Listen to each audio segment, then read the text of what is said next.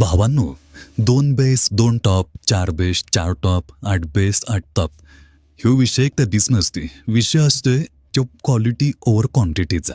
आणि तुम्हाला quality over quantity आणि ब्रँड आणि चांगल्या क्लिअरिटीचा साऊंड ऐकायचा असेल तर तुम्हाला एकदा तरी कोल्हापुरात यायला लागते. संपला विषय.